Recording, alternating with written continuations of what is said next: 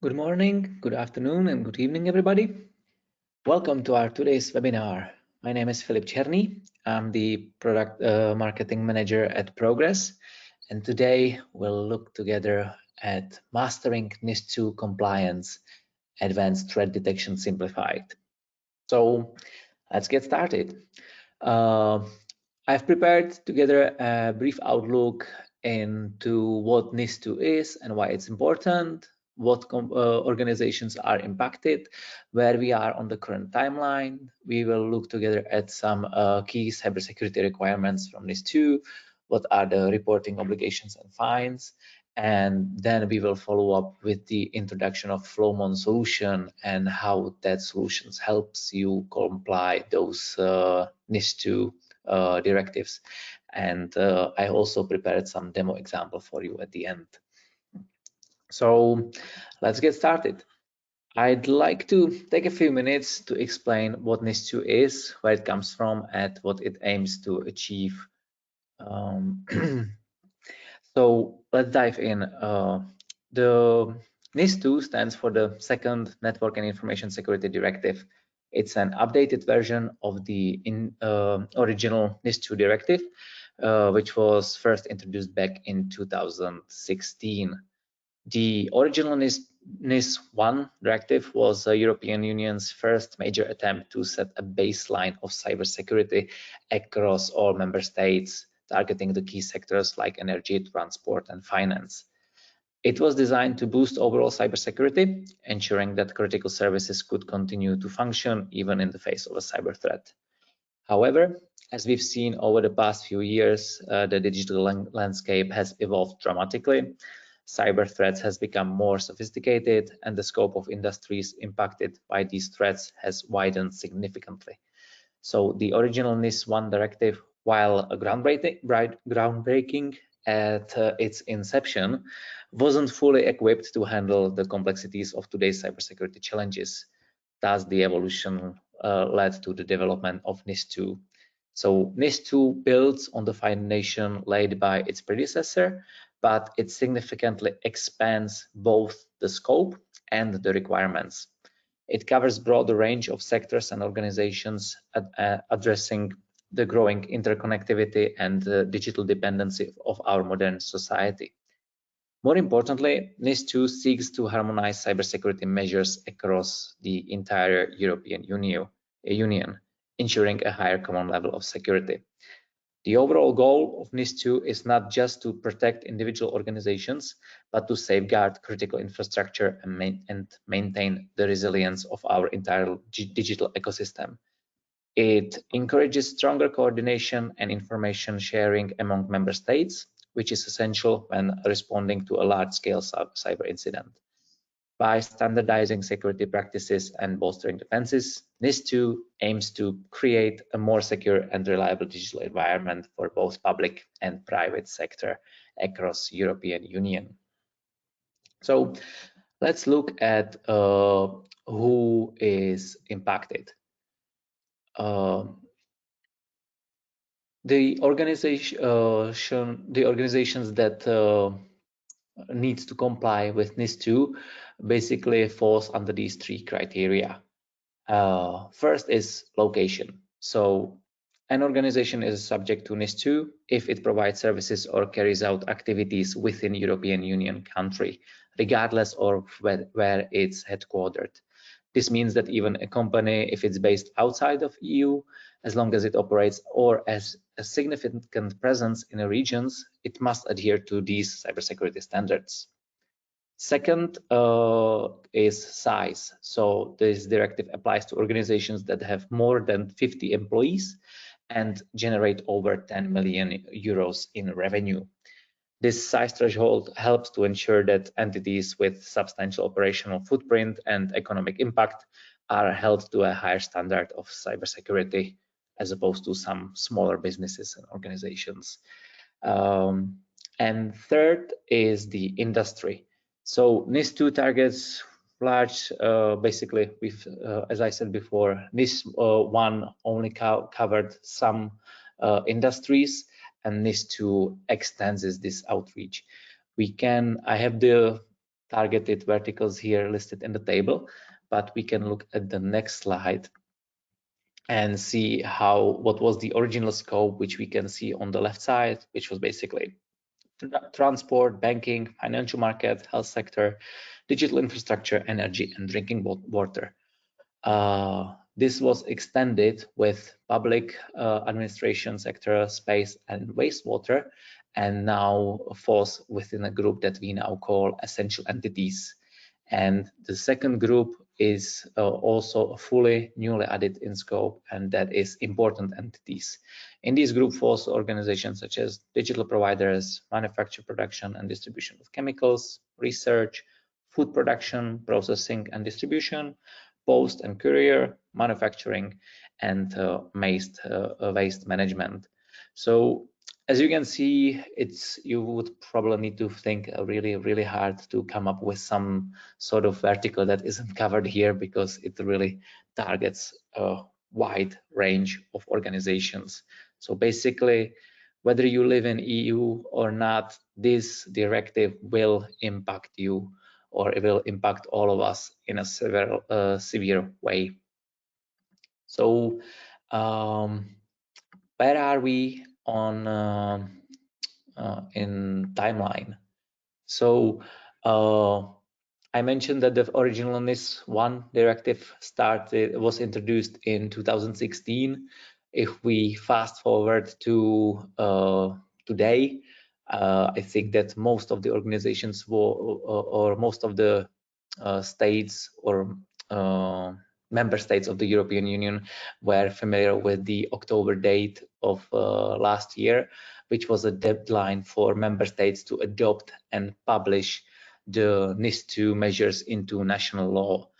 And from what I could find, the member states that have fully transposed NIS2 into their national law so far are Belgium, Italy, Latvia, Lithuania, Hungary, and Croatia. And there are several countries that are at various stages of drafting and enacting the necessary legislations to transpose the NIS2 directive. This includes countries such as Austria, Cyprus, Czech Republic, Denmark, Finland, France, Germany, Greece, Ireland, Luxembourg, and a bunch of others. And right now, the next sort of a milestone falls on April 17, and by this date and every 2 years thereafter, European Union member states must compile a list of all essential and important organizations, and this list will need to be continuously updated every 2 years. So by that previous slide, if we look at the verticals or organizations that are impacted together with the size and location and revenue, which I mentioned before, you probably, if you are, for example, a bank operating in Germany, you are probably aware that this regulation is impacting you. But either way, if you are not sure, you can check the list that the national organizations of each member state needs to compile, and I'm sure that you probably would be on that list, or that bank, as an example, would be on that list. The next milestone falls in 2.5 years from now, on October 2027, and this is the deadline where the Commission shall periodically review the functioning of the directive and report on it for the first time before October 17th to the Parliament and the Council. So let's dive into the NIS2. So NIS2 starts with a preamble where in more than 140 points it explains the background and provides some guidelines for the main part of the directive. The main part of NIS2 has 46 articles that are structured in the following chapters. So we have chapters such as general provisions. This sets the foundation and outlines the scope and objectives of the directive. Then we have coordinated cybersecurity frameworks. This focuses on creating let's say, harmonized approach across member states.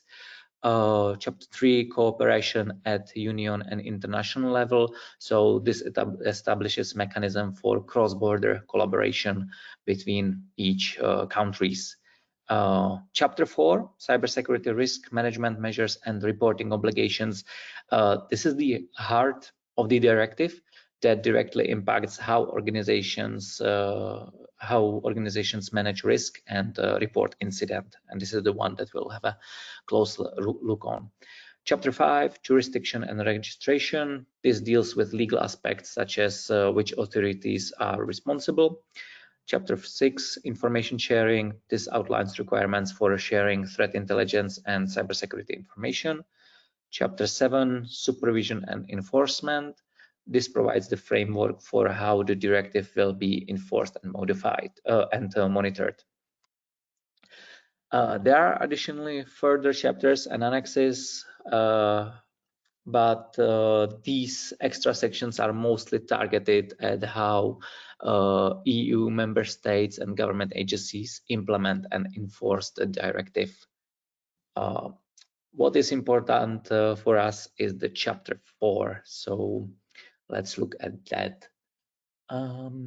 So surprisingly, only chapter 4 called cybersecurity risk management measures and reporting obligations defines what essential and important entities must do to comply with NIS2.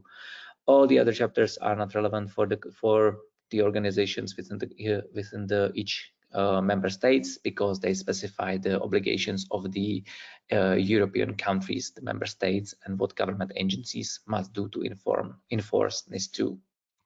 So if you look closely at Article 20, this outlines the governance and sets out the leadership and organizational requirements, ensuring that there is a clear chain of responsibility for cybersecurity within the company.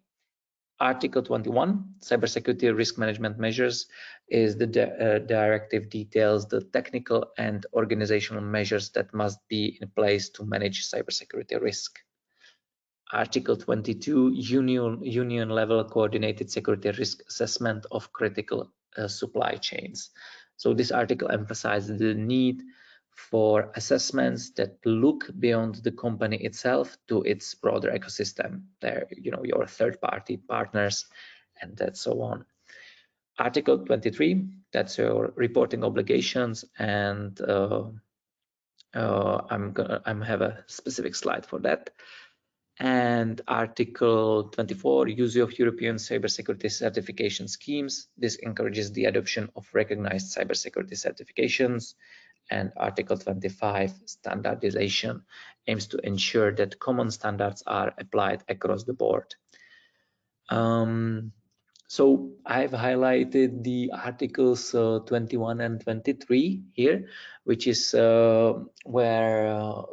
are those articles that will tie to our solution, which I'll be talking later on. So I mentioned the reporting. So let's look at what are the reporting obligations. So the essential and important entities must send notifications about significant incidents to CSIRT team or competent national authority. And these basically these organizations needs to submit several types of reports to the CSIRT teams. But the key thing is that you need to submit 3 different types of report. First is early warning. So within 24 hours of detection, you need to provide you must submit an early warning to relevant national cybersecurity incident response team, and it should indicate whether the incident is suspected to be caused by unlawful or malicious acts, or whether it could have cross-border impacts. In the follow-up notification, which is within 72 hours, you need to provide more detailed incident notification, and this report should include information such as description of the incident and affected systems, services, and infrastructures, the estimated impact and severity, the cause of the incident if it's known at the time, and any ongoing mitigation measures.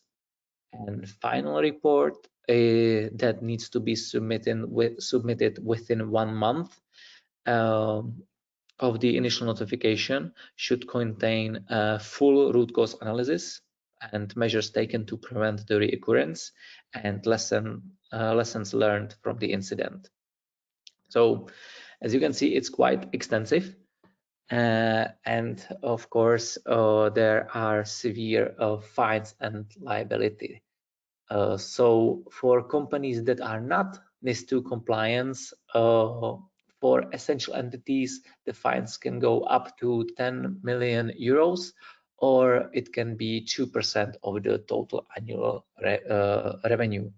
For important entities, it's a little bit lower. It's up to 7 million euros or 1.4% of total annual revenue. It's important to note that Article 20 requires the top management of essential and important entities to approve the cybersecurity risk management measures and also oversee their implementation. And it also specifies that the top management can be held liable if cybersecurity is not compliant within Article 21.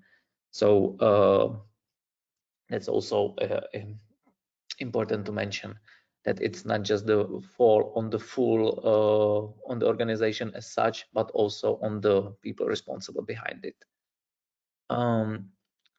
I would like to pause for a minute and just highlight that we've also put together a white paper which is called Compliance and Regulations with Flowmon, and that covers the introduction of NIS2. So if you want, you can follow this link, which I will now paste in the chat, and you can read the full white paper and have it at your disposal. And while I'm at this break, I also would like to add that this is that you can submit your questions anytime throughout the webinar.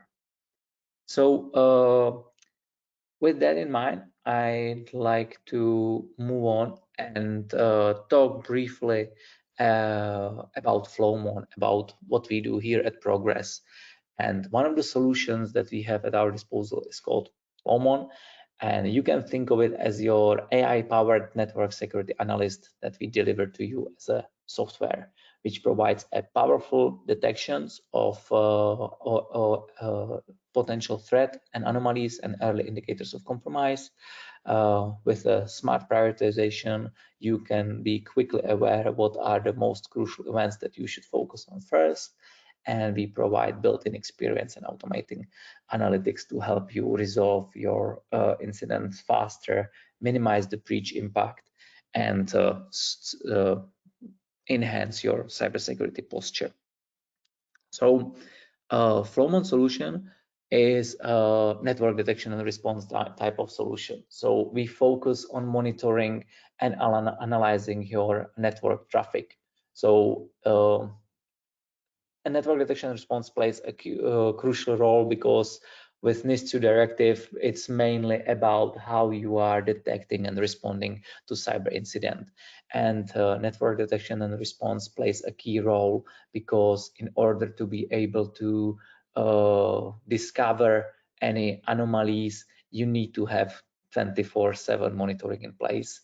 If you build a wall around your house and you think that you're secure, and you have no idea if someone has jumped behind the wall and passed your perimeter.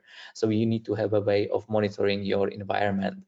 This is exactly what network detection response solutions and Flowmon do for your IT infrastructure. It provides a single source of truth for all communications. It helps you monitor not just north to south traffic, but east-west traffic as well. So it's great to detect the lateral movement. We provide behavior analysis and can monitor any type of environment, whether it is on-premise or in cloud, such as AWS, Google Cloud, or Azure. And all that also that works for encrypted traffic. So let's tie the solution specifically to the NIS2 directive, and let's look how Flowmon helps you comply. So I mentioned there are several articles. So Article 21, application of security measures, talks about how essential and important entities take appropriate and proportionate technical, operational and organizational measures to manage the risk posed to the security of the network and information systems. So this is exactly this is one of the articles, points 1 and 2, how you can what you can comply with Flowmon. It also is a great tool that can help on national level to computer security incident response teams, which is more highlighted in Article 11, and that requires monitoring and analyzing cyber threats, vulnerabilities, and incidents at national level. So by providing assistance to essential and important entities, having a real-time or near real-time monitoring of their network is essential. And this is how Flowmon can help you collect and analyze forensic data and provide dynamic risk and incident analysis. Next also is the expansion of incidents reporting obligations, which is more described in Article 23 in point 4. And you're basically required to notify the incident response teams if incident happens, as I discussed here earlier. And having that analytics and that intelligence available is something that Flowmon is capable of doing for you. And I'm going to show you that more in in the demonstration. And lastly, I already mentioned the fines, but which is more stated in Article 34 and 32. And additional enforcement options include the right to supervisory authorities to undertake on-site inspections, security audits, and request additional information. So European unions or the supervisory authorities will have the right to knock on your door and basically to find out what has happened or if they need to. So this is how we tie the articles specifically to the regulation. Let's now look at the Flowmon intelligence and our principles and how we achieve, how we can do what we do to comply. So under the hood of Flowmon solutions, we have an intelligence, which I like to call our AI-powered security engine, which combines different techniques such as machine learning, adaptive baselining, heuristics, behavior patterns, threat intelligence, to provide you the behavioral-based threat detection. And all of those inputs we've compiled into more than 200 individual algorithms and 40 plus detection methods to basically have a long-term data collection available for you to analyze it and provide you that early threat and anomaly alerts and event evidence and analysis. And the value here, mainly from security standpoint, here is for SOC operators and incident and response teams, from that where we provide or where we cover the key use cases such as the threat detection, threat hunting, incident response, and digital forensics. But it also is a great value for network operations teams and joining basically erasing the silos between network operations and security operations teams by providing the full observability into the hybrid cloud, multi-cloud environments, analyzing encrypted traffic, and provide root cause analysis and decrease mean time to resolve issues, as well as monitor the overall performance. This is one of our key differentiators, because when you look at the market, you can see a lot of security solutions where they provide you with threat detections and event evidence. But when you need to analyze the traffic and get more in-depth data, this is where usually the competitive solution ends. And this is where we differentiate, because we can drill down into the traffic, find out the root cause, and basically help you erase the silos between the NetOps and SecOps teams. As an example, I just want to share with you one of our customer stories, which was a hospital. And what they were dealing with was the MRI scanner occasionally failed to store patients' data in the network storage managed by a service provider. And both the repository and the scanner suppliers equally blamed the local network. This is something that that I hear often when I talk to customers, is that, you know, I have my set of tools in my environment. I can only provide a certain level of visibility or intelligence, and it tells me that the fault is not my end, and it leads to these finger pointing and blaming the other side. But thanks to Flowmon, the hospital presented communication patterns between the two systems, proving the supplier's error, after which they managed to efficiently remove the problem. So by having one joint user interface for security and network operations, you're capable of erasing silos and lead to more effective cooperation between the teams. So if you look closer in detail at Flowmon and what kind of anomalies we can alert you on, it can be any type of internal security type threats, such as viruses, malware, ransomware. It can be anomalies in a behavior, for example, change in a profile of a device from a long-term perspective. It can be port scanning, dictionary attacks, DDoS attacks. It can be potential traffic anomalies, such as man-in-the-middle attacks or DNS anomalies, and so on. Or we might provide alerts if someone is using, for example, Tor or unwanted application and breaking company policies. Or from a secure network operations standpoint, it can be operational problems, delays, excessive load, unresponsive services, or broken updates. And if we look at it now from the NIST incident response cycle. So the NIST incident response cycle is a structured approach to handling cybersecurity incidents, and it contains of 4 main phases that help organizations prepare for detect, respond, and recover from cybersecurity incident effectively.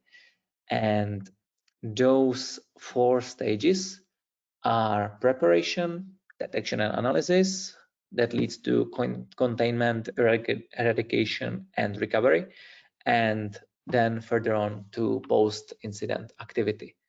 So let's look at these 4 steps and how Flowmon can help you in each of these steps.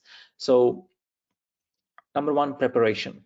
You need to prepare for incidents. You need to compile a list of IT assets such as networks, servers, and endpoints, identifying their importance and which ones are critical or hold sensitive data.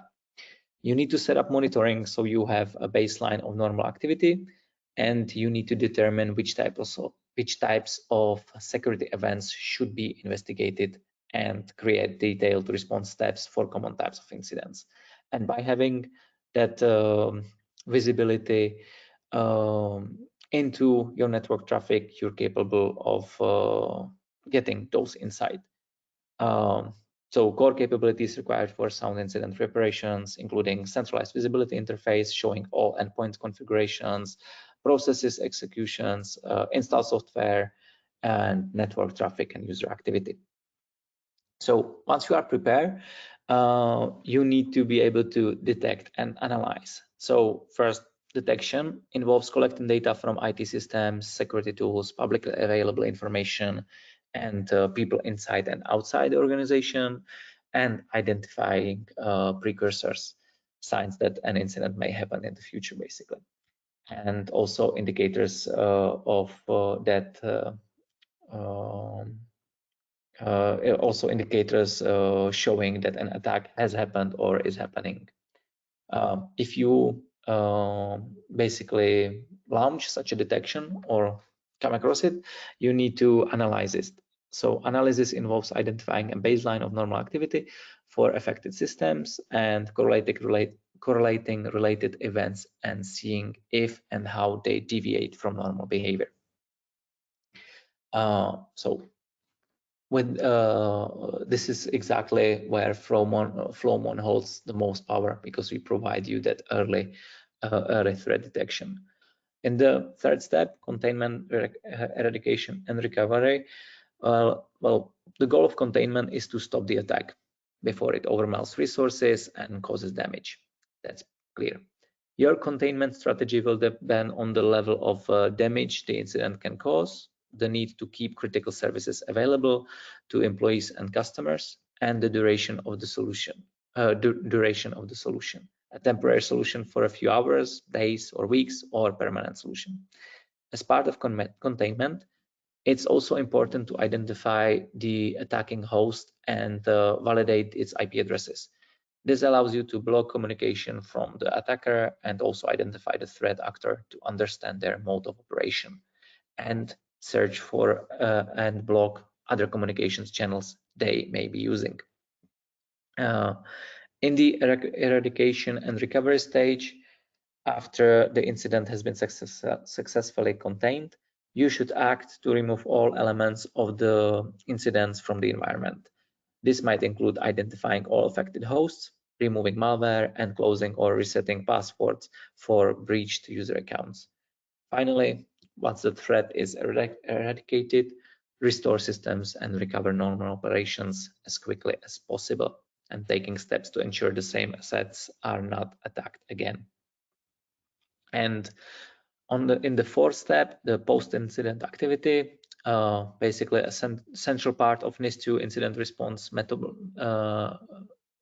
methodology is learning from previous incidents to improve the process. So you should ask, investigate, and document the answers to the following questions: what happened and what and when? How did the incident response team deal with the incident? Were processes followed and were they sufficient? What information was needed sooner? Were any wrong actions taken that caused damage or inhibited recovery? What could staff do differently next time if the same incident occurred? Could staff have shared information better with other organizations or other departments?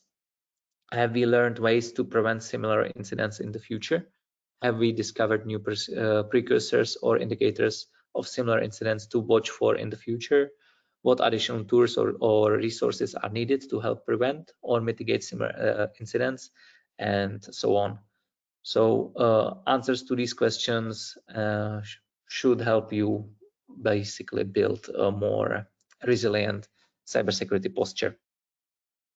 So before we move to the demo, I'd like to just highlight how Flowmon helps you, what are the benefits of our technology. So by monitoring the network traffic to proactively alert you on compromises at early stage, you can minimize the breach impact and make sure that the attackers don't have enough time to spread to other systems and basically gain more bigger foothold and cause even further damage.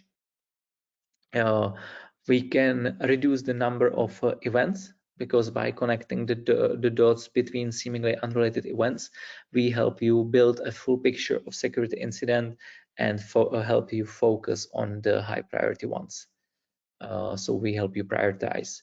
We can increase the technical staff efficiency by enabling less experienced team members to conduct complex investigations thanks to an easy-to-use user interface and translating the information in understandable language, and help you gain more confidence in responding to incidents With noiseless insight and hard evidence on the root cause, severity, damage, and impacted systems, remedial actions are much more accurate. And you can have same level of protection across the hybrid cloud and multi-cloud environments. So let's now move to the short demonstration. So what I have here now is the I just want to make sure that we're seeing the screen. Yeah. What I have here now is the user interface of Flowmon. I am now at our main dashboards. I have here several tabs open, so I can view the map view. I can see the status of our overall network. But for our example, let's look at the security operations dashboard.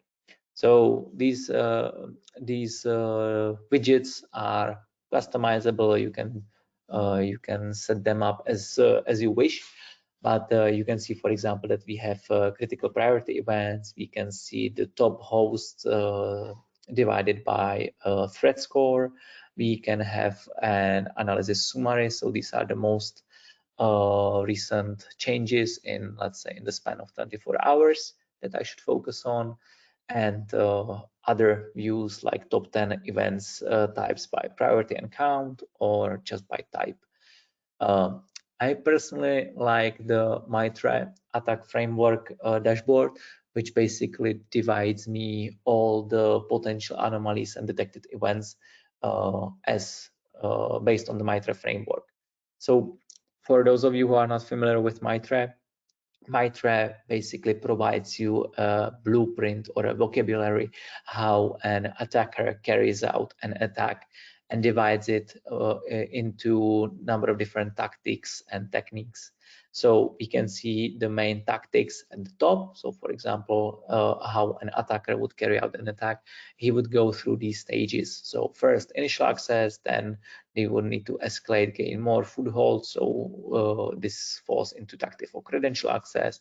Then we have discovery. So basically finding out other solution, other hosts, other IPs that he can spread further. Lateral movement, and once identifying some sort of sensitive information, there is a stage called collection, initiating initiating communications with command and control servers. Lastly, exfiltration and impact. So let's now switch from dashboard, and I'm just going to move to our anomaly detection system to analysis, which I already preloaded here. So this is the view of the solution. As I said, we can view the main changes in the network at the top. And for example, I can see that there is a threat score for this IP address. I can now copy it to the clipboard, and that which now has the highest threat score of 65. So I can now move to further analysis. I can also see the events viewed on the timeline. I can filter I can view the events from a different priorities or just by its individual detection methods, and I have the list compiled here. I could, for example, just quickly drill down here and see that there is a critical upload anomaly, and which is responsible that this IP address. And on a short description, I can see that there is 22 megabytes downloaded to this targeted IP address, which I know is a command and control blacklisted server from Thailand. So let's dive in. So if I now look at the IP address, and I just quickly look at what type of events is this IP address also responsible to, besides the upload that I just investigated, and I can see that the list is quite longer. So let me just view it or order it from detection time. So I can see that it starts from 7 o'clock and it ends at 7 o'clock and 12 minutes. So let's say that I want to, for example, even view the MITRE attack tactic at the top. And I can see that first the IP address starts some scanning to different targets. Then there was a attempt for Samba dictionary attack. And if I wanted to see a detail, I can just click on the event. I can see what was detected, what is the subtype with description, and how it correlates to the MITRE ATT&CK framework. I can see who is responsible, and I can even connect to user identity. So I can, for example, know that this IP address is the Adams Ondra notebook. And if I want, I have more information available here, such as attributes, or event evidence, for example, tells me all the related flow communications tied to this detection. And if I would want to investigate further, I can see that then there was a follow-up RDP dictionary attack on a Windows server, which is this IP address. And further on, what happened was that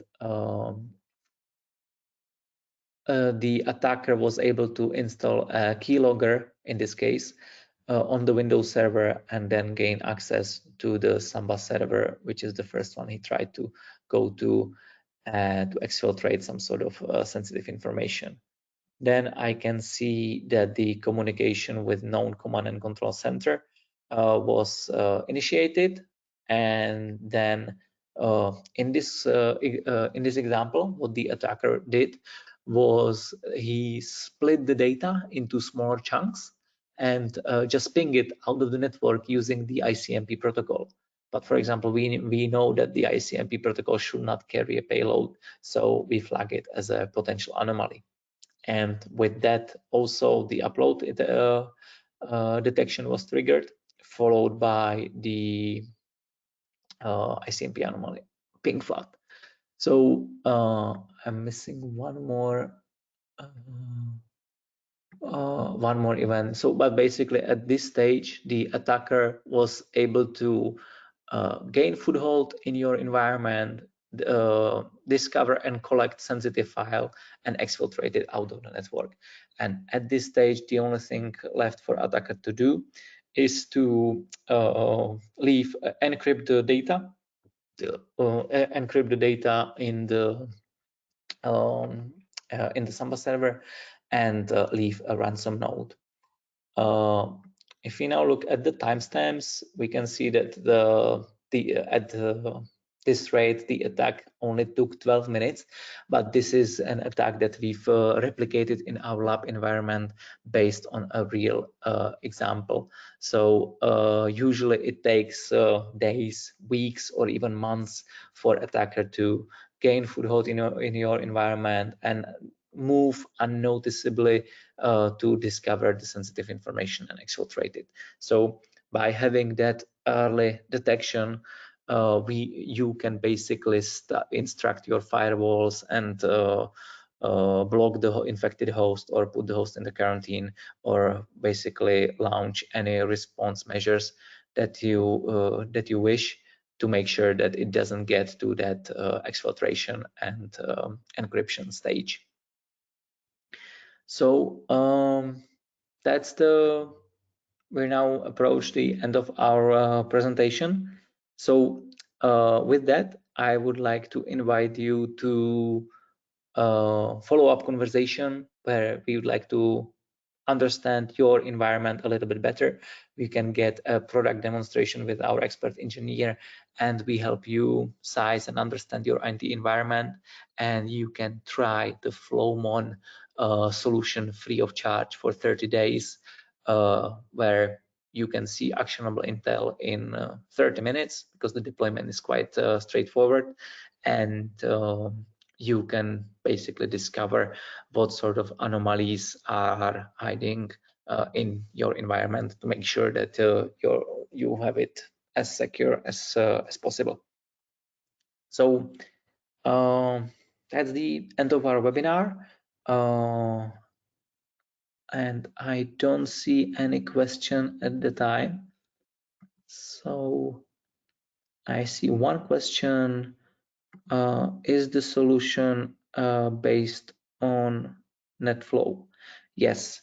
So the solution, basically the architecture of Flowmon solution is based on IPFix or network telemetry technology. So we can leverage your source of data, we can leverage your infrastructure, existing infrastructure as a source of data. If your router switches can enable IPFix export, we can use that, or we can deploy our own sensors, which is basically a probe that takes full copy of the network traffic using span port, mirror port, or using taps, and we send the enriched network telemetry data with application layer information to Flowmon collector. This is the core device that stores the data and provides the analytics that I demonstrated in the demo. Okay, so this is the end of our webinar. I would just like to invite you to wait, because at the after I close the webinar, there will be a poll question. So please answer that, and I look forward to see you on the next webinar or in a follow-up conversation. Thank you very much, and goodbye.